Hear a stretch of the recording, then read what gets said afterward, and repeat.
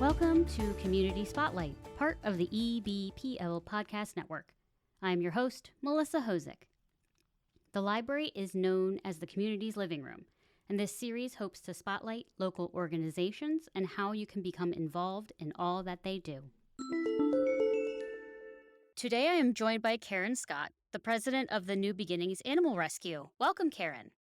Thank you for having me. Can you tell us about how New Beginnings Animal Rescue was founded? We're founded by a very small group of volunteers back in 2014. In 2012, 2013, we were associated with Cerebral Pet Adoption in Cerebral, and at that time, the owner chose to close the adoption portion of his practice. So we packed everything up into a trailer and we went off searching for a new location. In 2014, we were able to open a location on Cranberry Road, which we occupied for 5 years. During that time, countless dogs and cats were adopted. However, in 2018, we lost our lease. Dr. Slade, our vet on record, offered us use of a room which was located off of their practice, which is located at 77 Helmetta Boulevard. And we are now there operating a small adoption room. Our volunteers have changed. We've lost old ones. We've received new ones, but that's how we came to be. Obviously, there's been lots of changes over time, but what are your current goals with the organization? Our goals for why we started New Beginnings Animal Rescue was because there was a definite need in the community for people who could not keep their pets anymore, were moving, municipal shelters were closing. There wasn't a lot of options for people who could no longer keep their pets.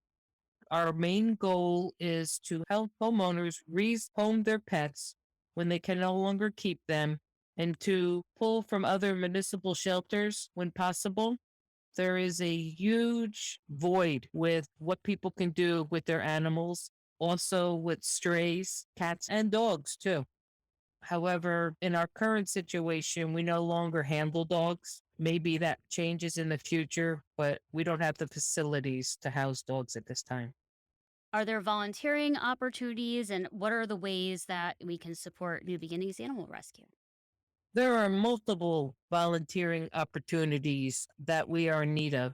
In addition to operating the adoption room, which, by the way, to date, April 1st, we've adopted out 65 cats since January 1st, over 200 in 2021. We operate one of the only community pet food banks in the state. We are going to have to relocate in the near future, but volunteers are needed to distribute food to people in Middlesex County who cannot afford pet food for their cats or their dogs. Sometimes we even get donations for rabbits and reptiles and birds.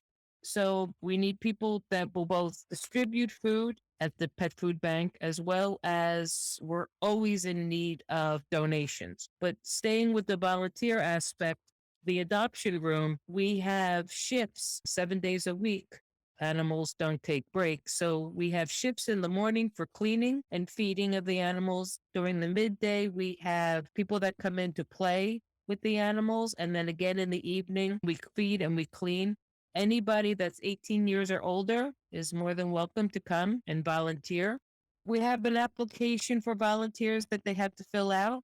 Once they're approved and trained, you're given a particular shift. 2-hour shifts are our go-to commitment that we ask from you. Besides people in the actual adoption room, we are always in need of fosterers that will take in some of these cats. Sometimes we have bottle babies. Sometimes we have very young kittens. Sometimes we have cats that need a little bit more socialization before they get into the adoption room.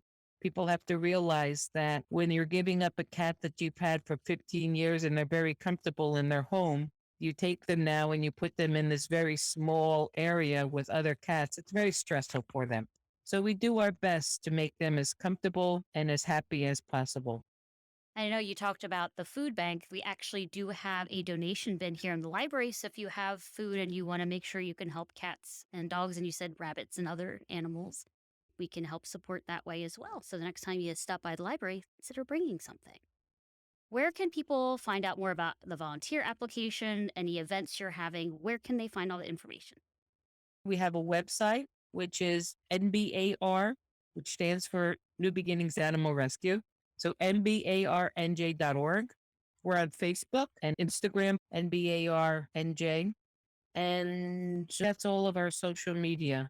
There's plenty of information on our website and our Facebook page to follow along. One of our upcoming events is our biggest fundraiser of the year. And on June 13th, we will be holding our 11th annual golf outing in Farmingdale, New York. Our brochure with our registrations is online. Sponsorships are available. You don't have to be a good golfer. Our event is all about fun and enjoyment. It's all about raising money for the animals. And everybody who has come to our outings in the past, it is definitely an enjoyable day. Again, any donations, you could drop them off at the library. There is a bin next to the pet food bank, or you can make arrangements and have them dropped off at the veterinary hospital at 77 Helmet Boulevard. Karen, thank you for helping us spotlight New Beginnings Animal Rescue. Thank you so much for inviting us. Hopefully, in the near future, we'll have some very exciting news about expansion. And again, anybody who wants to come and help, you're more than welcome. The more the merrier. Breaking good news. The Community Pet Food Bank will be relocating to the Raritan Valley YMCA at 144 Tices Lane, East Brunswick, in mid-May.